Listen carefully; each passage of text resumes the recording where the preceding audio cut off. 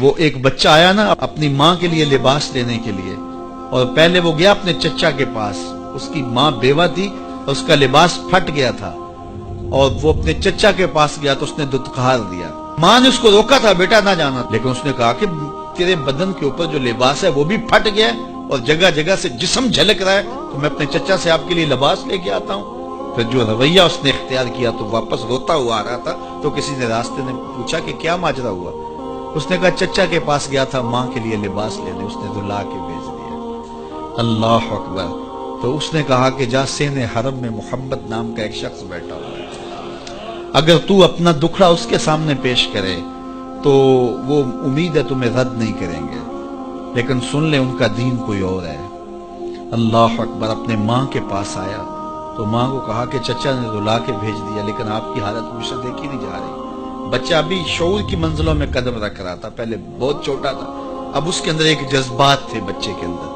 تو ماں نے کہا کہ بیٹا نہیں، ان کے پاس نہیں جانا، سنا ہے کہ جو ان سے ملے دین دھرم چھین لیتے ہیں اس کا۔ اللہ اکبر۔ تو حضور علیہ الصلوۃ والسلام کے پاس جانے سے ماں روکنے لگی، لیکن بچے نے کہا کہ امی میں پکا رہوں گا، بتوں کا وفادار رہوں گا، تم اس ٹینشن کو، اس پریشانی کو چھوڑ دو۔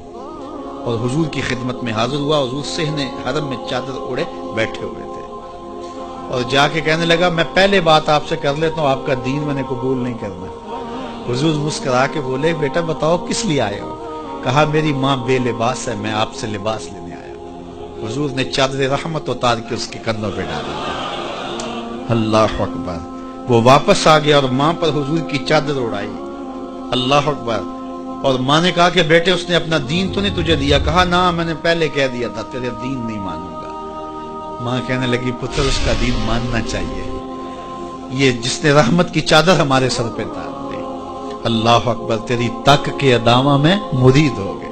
اس بوڑھی عورت کا قصہ بھی آپ نہیں بھول سکتے، جو گھر کا سامان باندھ کے اپنے دروازے پہ بیٹھی ہوئی تھی، اور اس نے سنا تھا مکے میں ایک جادوگر آیا ہے جسے ملتا ہے اس کا دین چھین لیتا ہے، کہیں ایسا نہ ہو کہ کہیں اس سے ملاقات ہو جائے اور وہ دین ہی میرا چھین لے، مجھے شہر چھوڑ دینا چاہیے۔ گھر کے تھڑے کے اوپر سامان باندھ کے بیٹھی ہے۔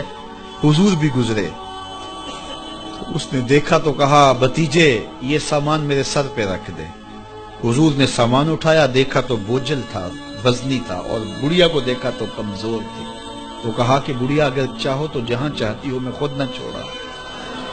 اس نے کہا اس سے بڑی مہربانی کیا ہوگی؟ حضور نے سامان اٹھایا ہوا ہے اور بڑھیا سے باتیں بھی کرتے جا رہے ہیں۔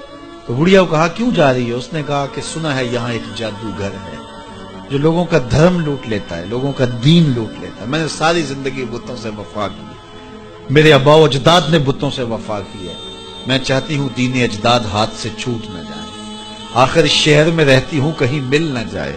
خیر حضور نے کچھ نہیں کہا، اس کا سامان نہیں پھینک دیا کہ ٹھیک ہے تم پھر جاؤ۔ سامان اس کا اٹھایا اور جہاں تک اس نے جانا تھا سامان پہنچایا، سامان سپرد کر کے واپس پلٹنے لگے۔ تو اس نے کہا بچے اپنا نام تو بتا دے، لوگ کہیں گے کہ مکہ چھوڑ آئی ہو تو بتاؤں گی ایک جادوگر کے دکھ سے چھوڑ آئی ہوں، تو وہ کتنا برا بھلا کہیں گے شہر مکہ کو کہ جس مکہ سے لوگ نقل مکانی کرنے پہ مجبور ہو گئے۔ تو میں انہیں یہ بھی بتاؤں گی کہ جس مکے میں جادوگر رہتا ہے اتنا اچھا نوجوان بھی رہتا ہے، تو تیرا نام لیا کروں گی، تیرے قصیدے پڑھا کروں گی۔ تو حضور علیہ السلام مسکرا پڑے، کہا بڑھیا جس جادوگر سے بھاگ کے آئی ہے وہ تیرے سامنے کھڑا ہے۔ اس نے کہا سچ سے آپ ہی محمد ہیں؟ حضور نے فرمایا نام میرا یہی ہے۔ تو اس نے کہا پھر آپ کا جادو میرے پہ چل گیا ہے۔ اللہ اکبر۔ تیری تک کے ادامہ میں مرید ہو گئے، لوگوں کی خدمت کریں، بوڑھوں کے کام آئیں، دکھیوں کے کام آئیں، مصیبت زدہ کے کام آئیں۔ حضور یتیم ہو کے یتیم پرور تھے، لاچاروں کی مدد کرتے، لوگوں کے گھروں میں پانی بھر کے دے دیتے، اور دکھیوں کے کام آ جاتے اور مصیبت زدوں کے کام آ جاتے۔